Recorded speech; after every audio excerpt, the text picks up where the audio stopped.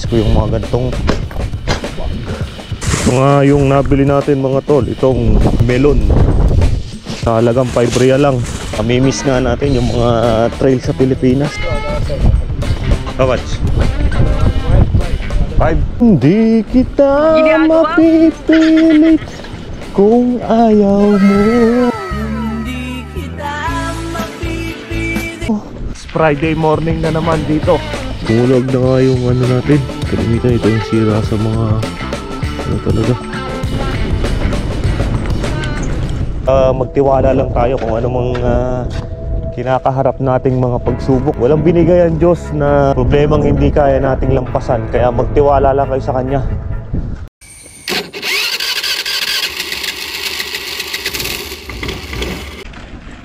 Tuno, good morning muli sa atin lahat mga tol. It's Friday morning na naman dito.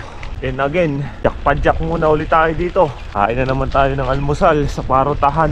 Hindi nga tayo masyadong maaga kasi napakalamig na ngayon. Ngayong umaga 14 degree. Pero ngayon 8 o'clock in the morning. Yung temperature dito mga nasa 60 na lang. Pero ang lamig pa rin. Mas lalong malamig. Gusto ko kayong batiin ng happy December sa inyo. 5 minutes later. Vlog na nga yung ano natin. Kalimitan ito yung sira sa mga ano talaga,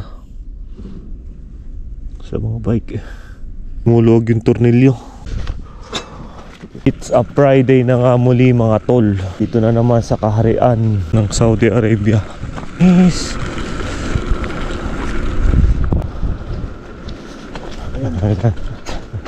Good morning.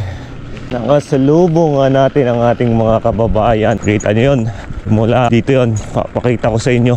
May tindahan ng mga gulayin hanggang doon sa malayo. Naglalakad lang sila kasi wala nga sasakyan ditong available.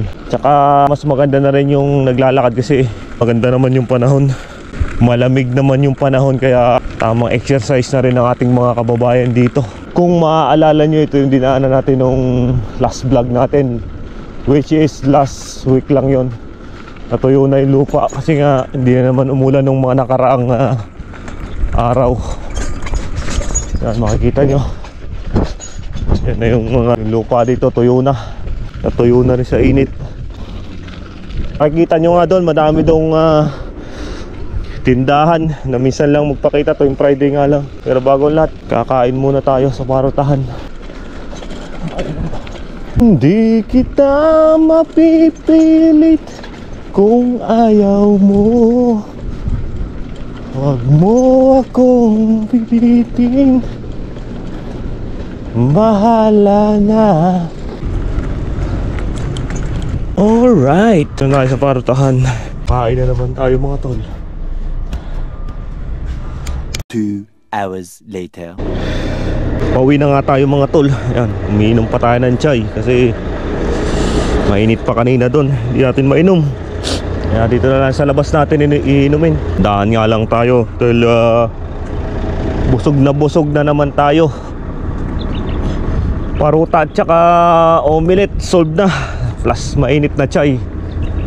Sa malamig na panahon, tamang-tama to. Tamang-tama sa mga kababayan natin dito sa Saudi ngayon. Sa panahon ng sa buwan ng Disyembre. Kasi malamig na nga. At sa papalamig pa rin hanggang January na to. Alala ko yung mga naging bike natin dati sa Pilipinas. Laging ito yung pumapatak. Yung tornilyo dito sa may habibi niya, bottom bracket. Yung kalimitang naging problema natin doon dati. Hindi natin nahihigpitan. May bike pa tayo ng mga bakal. At saka hindi naman ganun kataas na specs na bike. Yan ang kalimitang natatanggal sa atin noon. Minsan nalalaglag yung bolt, tapos mapansin mo nalaglag na rin yung crank mo. So malaking problema, hindi mo maipadjak. Kaya hanap ka ng bike shop. At nandito na nga muli tayo sa way pa uwi papunta sa ating kampo. Siguro kaya nagbablog na rin ako dito para sa safety purposes, or ma-share ko sa inyo yung mga lugar dito, yung mga hitsura ng lugar.